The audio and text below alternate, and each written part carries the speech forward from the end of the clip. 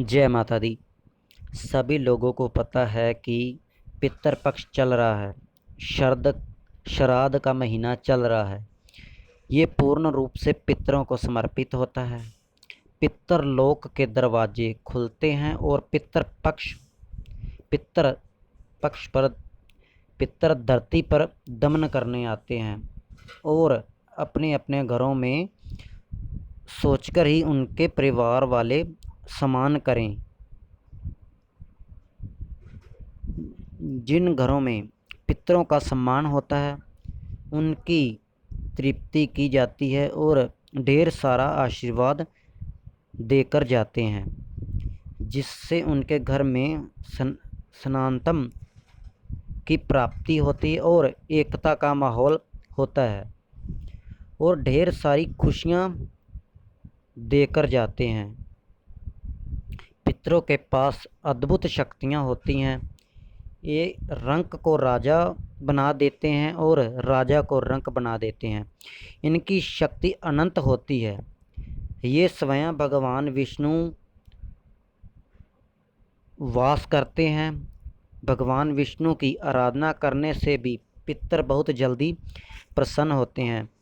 आज मैं आपको बताऊंगा कि आपको पितर पक्ष में ये काम नहीं करने चाहिए, भूलकर भी ये काम नहीं करने चाहिए, जिससे पितर क्रोधित हो जाते हैं। और कई लोगों को पितरों के बारे में नहीं पता होता। पितरों की पूजा श्री राम ने भी की थी। राम जी ने अपने पिता दशरथ का दर्पण किया था। सनातन धर्मों में भी पितरों की सेवा के बारे में बताया गया है। पितृ पक्ष में 16 श्राद्ध होते हैं। इसमें पितरों का उचित मान सम्मान के बारे में पता होना चाहिए।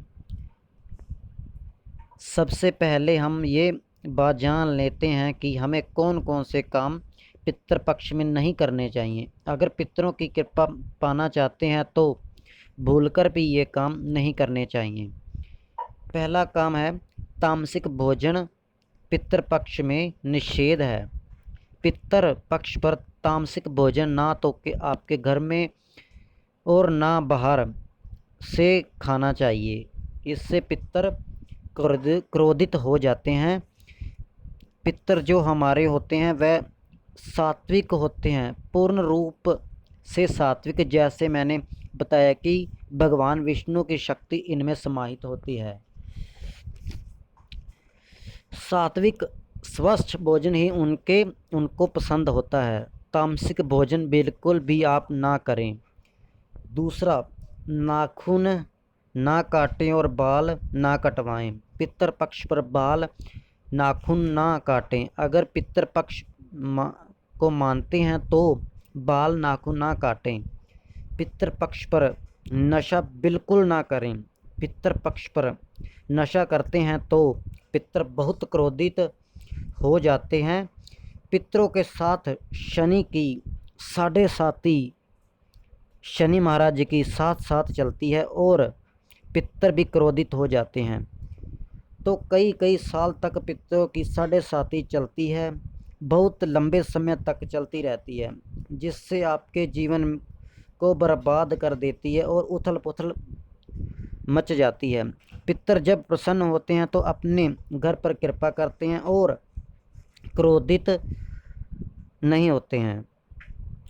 तो किसी की भी सुनते, चाहे बड़े से बड़ा भक्त क्यों ना हो,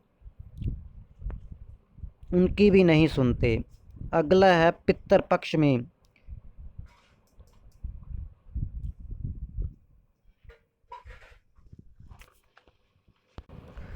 पितृपक्ष में ब्रह्मचर्य का पालन पूर्ण रूप से करना चाहिए। 16 दिन तक आप ब्रह्मचर्य करना चाहिए, नहीं तो पितर घर में ना लाएं। नए कपड़े नई चीज़ें घर में ना लेकर आएं, जैसे कपड़े, कार, घर। इस तरीके का नया काम ना शुरू करें। पितर पक्ष में पितर पक्ष के बाद आप कोई भी नई चीज़ खरीद सकते हैं। अब कौन कौन से कार्य हैं जो पितृपक्ष पर करने चाहिए जिससे आपके पितर प्रसन्न होते हैं और आपको मनचाहा आशीर्वाद और वरदान देते हैं। पितृपक्ष पर गाय को 2 लोई यानी कि आटा जिसे हम पिंड कहते हैं 16 दिन तक लगातार खिलाने चाहिए जिससे पितर खुश होते हैं। भगवान सूर्य को जल देने से भी पितर प्रसन्न होते हैं।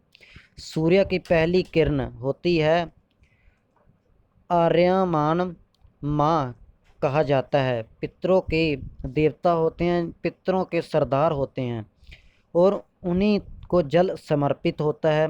जब वह प्रसन्न होते हैं तो पितर भी प्रसन्न होते हैं। श्राद्ध में पितरों का दीपक जलाना चाहिए देसी घी का। हो सके तो 16 दिन तक गंगा जल के छींटे लगाने चाहिए। यहाँ उनका स्थान है। अगर आपने उनका स्थान नहीं बना रखा तो आप सूर्य को जल देने जाएं, उसमें गंगा जल के 2-4 छींटे गंगा जल के लगा दें पितरों का नाम लेकर। 16 दिन पितृपक्ष के होते हैं। डेली भोग लगाएं, चाहे मीठा, चीनी, गुड़ और कुछ भी हो।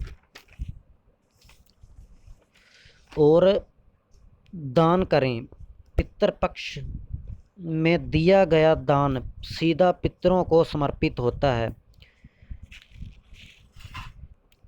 ये थे वह कुछ कार्य जो आपको करने और नहीं करने चाहिए। अगर आप पहली बार इस चैनल पर हैं तो चैनल को सब्सक्राइब करना ना भूलें और वीडियो को लाइक करें और शेयर करें जिससे आपको चैनल पर साधना संबंधित वीडियो मिल सके। जय माता दी।